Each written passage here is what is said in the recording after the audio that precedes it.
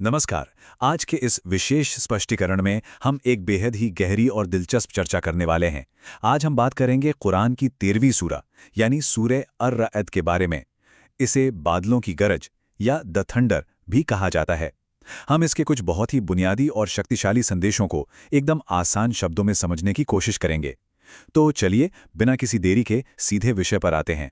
ठीक है, तो आज हम इन मुख्य बातों पर गौर करेंगे। सबसे पहले सूरे अर-रद का एक छोटा सा परिचय, फिर बात करेंगे सत्य और मानव अविश्वास की। उसके बाद हम देखेंगे प्रकृति की शक्तिशाली निशानियां, फिर संपूर्ण सृष्टि का सजदा और आखिर में अल्लाह का अंतिम अधिकार। तो चलिए शुरुआत करते हैं हमारे पहले भाग से, सूरा अर-रद का परिचय। इस सूरा का सबसे मुख्य संदेश ये है कि रचयिता की तरफ से जो भी ज्ञान आया है वो बिल्कुल 100% सच है। देखिए, इसकी पहली आयत बहुत स्पष्ट है।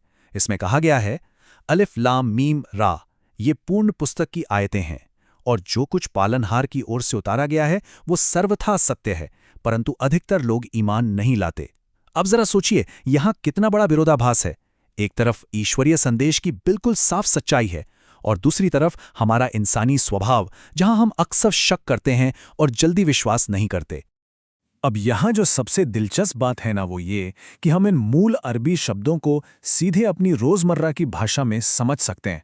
ध्यान दीजिएगा, अल किताब का सीधा सा मतलब है पुस्तक, अल हक यानी सत्य या बिल्कुल परम सत्य, और अन्नास का मतलब होता है लोगों को या पूरी मानवता। तो अगर हम इन शब्दों को मिलाएं तो संदेश एकदम साफ हो जाता है। इस पुस्तक में जो सत्य है वो सीधे लोगों के लिए है, भले ही लोग उसे माने या ना माने। अगर हम इसकी तफसीर यानी इसकी गहराई में जाएं तो 3 बड़ी बातें निकल कर आती हैं। पहली, ये ग्रंथ ही परम सत्य है। दूसरी, इंसानों की ये फितरत होती है कि वे अक्सर शक करते हैं। और तीसरी, सबसे अहम बात, सच्चे विश्वास की नींव ही यही है कि आप बिना किसी लालच या चमत्कार की उम्मीद किए इस सत्य को अपना लें। मतलब सच्चाई तो अपनी जगह अटल है, चाहे कोई उस पर यकीन करे या ना करे, है ना? आगे बढ़ते हैं हमारे दूसरे भाग की तरफ, सत्य और मानव अविश्वास। इतिहास गवाह है कि जब भी कोई ईश्वरीय संदेश आता है तो इंसान तुरंत कोई चमत्कार या निशानी मांगने लगता है। पर क्या आपने कभी सोचा है कि ऐसा क्यों होता है? जब आध्यात्मिक और नैतिक सच्चाई बिल्कुल हमारे सामने आईने की तरह साफ है, तो फिर लोग निशानियां क्यों मांगते हैं?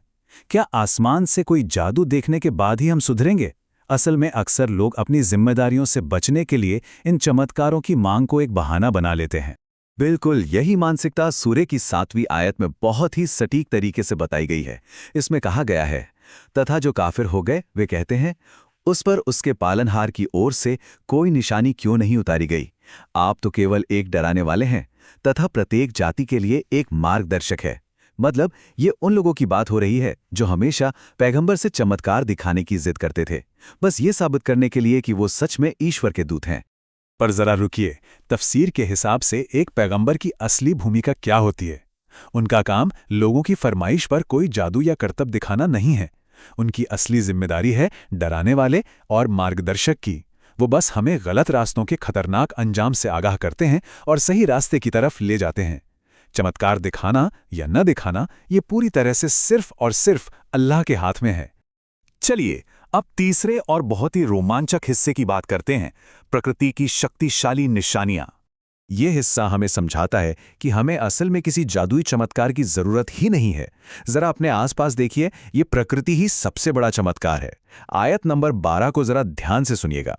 वह वही तो है जो तुम्हें डराने और लालच देने के वास्ते बिजली की चमक दिखाता है और पानी से भरे बोझल बादलों को पैदा करता है। जरा कल्पना कीजिए, आसमान में कड़कड़ाती हुई वो तेज बिजली जो एक पल के लिए हमें डरा देती है, लेकिन उसी के साथ वो भारी काले बादल भी तो हैं जो बारिश और जीवन की नई उम्मीद लेकर आते हैं। प्रकृति का ये डरावना और उम्मीद से भरा रूप सीधे तौर पर रचयिता की असीम शक्ति का सबूत है। और फिर आती है आयत नंबर 13। सच कहूं तो ये इस पूरे अध्याय का सबसे अद्भुत हिस्सा है। इसमें कहा गया है, और बादलों की गरज उसकी स्तुति के साथ उसकी पवित्रता का वर्णन करती है और फरिश्ते उसके भय से। कितनी कमाल की बात है ना? हम जो बादलों की गरज सुनते हैं वो सिर्फ कोई आम आवाज नहीं है। आध्यात्मिक नजरिए से देखें तो वो असल में ब्रह्मांड के रचयिता की महिमा गा रही है। यहां तक कि फरिश्ते भी उसी आदर और खौफ के साथ उनके सामने सजदा करते हैं। चलिए इन प्राकृतिक अजूबों के लिए इस्तेमाल हुए अरबी शब्दों को थोड़ा करीब से देखते हैं। अलबर्क का मतलब है बिजली की चमक, अस्सहाब यानी बादल, और अर्राद जिसका मतलब है बादलों की गरज। और हाँ, इसी शब्द से इस पूरी सूरा का नाम भी रखा गया है। तो अगली बार जब भी आप आसमान में बिजली चमकते या बादल गरजते हुए देखें तो इन शब्दों को और इनके पीछे छिपे उस गहरे संदेश को जरूर याद कीजिएगा। अब आते हैं चौथे भाग पर, संपूर्ण सृष्टि का सजदा। अब हम इस चर्चा के सबसे गहरे और दार्शनिक मुकाम पर पहुंच रहे हैं, जहां बताया गया है कि इस ब्रह्मांड की हर एक चीज उस सर्वोच्च नियम को मान रही है। आयत 15 की शुरुआत कुछ इस तरह होती है, और आकाशों तथा धरती में जो भी है अल्लाह ही को सजदा कर रहा है, स्वेच्छा से या अनिच्छा से। इसका सीधा सा मतलब यह है कि पूरा ब्रह्मांड एक तय प्राकृतिक कानून से बंधा हुआ है। जो लोग विश्वास करते हैं वो तो अपनी खुशी से ईश्वरीय नियमों को मानते हैं और सजदा करते हैं, लेकिन जो विश्वास नहीं करते उनका क्या? असल में उनका शरीर, उनके दिल की धड़कनें, उनका पूरा जीवन चक्र भी उसी प्राकृतिक कानून के ही तो अधीन है। यानी ना चाहते हुए भी वो अनिच्छा से सजदा ही कर रहे हैं। और इसी बात को इस आयत के अगले हिस्से में एक बहुत ही खूबसूरत काव्यात्मक अंदाज में बताया गया है, और उनकी परछाइयां भी सुबह और शाम।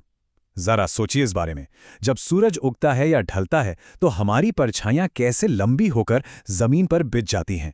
अगर हम इसे आध्यात्मिक नजरिए से देखें तो परछाइयों का इस तरह जमीन पर लेटना भी उस सर्वोच्च सत्ता के सामने सजदा करने जैसा ही है।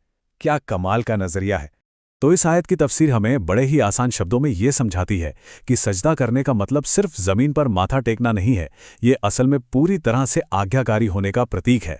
आस्तिक लोग अपनी रूह से, अपनी मर्जी से समर्पित होते हैं, जबकि नास्तिकों का शरीर भी जैविक नियमों के चलते समर्पित ही है। सुबह शाम परछाइयों का लंबा होना इसी बात का एक बेहद खूबसूरत और दिखने वाला सबूत है कि हर चीज उसी के हुक्म से चल रही है। चलिए अब हम अपने आखिरी और 5वें भाग की ओर बढ़ते हैं, अल्लाह का अंतिम अधिकार।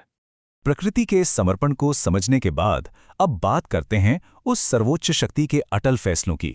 आयत 41 कहती है, क्या उन्होंने नहीं देखा कि हम धरती को उसके किनारों से कम करते जा रहे हैं? और अल्लाह ही फैसला करता है, उसके फैसले को कोई लौटाने वाला नहीं। अब यहां धरती को किनारों से कम करने का मतलब क्या है? इसे एक रूपक के तौर पर समझा जाता है। इसका मतलब है असत्य और बुराई की ताकतों का धीरे धीरे कमजोर पड़ना और सिकुड़ना। ये इस बात का ऐलान है कि आखिरी फैसला सिर्फ और सिर्फ उसी का है और कोई भी उस फैसले को बदल नहीं सकता। इन बेहद जरूरी शब्दों के अर्थ को भी समझ लेते हैं। ननकुसुहा का मतलब है हम कम करते जा रहे हैं, ले हुक्मी ही यानी उसके फैसले को, और सरी अ का मतलब होता है शीघ्र या बहुत तेज। ये शब्द बिल्कुल साफ कर देते हैं कि उसका अधिकार पूरी तरह से अंतिम है, उसके फैसले अटल हैं और अच्छे बुरे कर्मों का हिसाब बहुत जल्द होने वाला है। तो यहाँ सबसे अहम बात जो हमें समझनी है वो ये कि आयत 41 की तफसीर हमें बुराई के खत्म होने और सच्चाई की पक्की जीत के बारे में बताती है। इतिहास उठाकर देख लीजिए, बड़े से बड़े साम्राज्य और विचारधाराएं जो सच्चाई के खिलाफ खड़ी थीं, वक्त के साथ मिट्टी में मिल गईं। ईश्वरीय नियम अटल है और हर काम का हिसाब बहुत तेजी से लिया जाएगा। यह हमारे लिए एक बहुत बड़ा अनुस्मारक है कि चीजों का असली नियंत्रण आखिरकार किसके हाथ में है। तो इस पूरी चर्चा के अंत में एक बहुत ही गहरा सवाल है जो हमें सोचने पर मजबूर करता है। क्या हम उस सच्चाई को खुले दिल से स्वीकार करने के लिए तैयार हैं जो प्रकृति हमें हर एक पल दिखा रही है?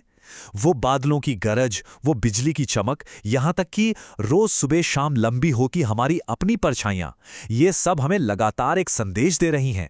चमत्कार आसमान से नहीं गिरते, वो हमारे चारों तरफ मौजूद हैं, बस उन्हें देखने वाली नजर चाहिए। इस स्पष्टीकरण में हमारे साथ जुड़ने के लिए आपका बहुत बहुत धन्यवाद। मिलते हैं अगली बार एक और नई और दिलचस्प चर्चा के साथ।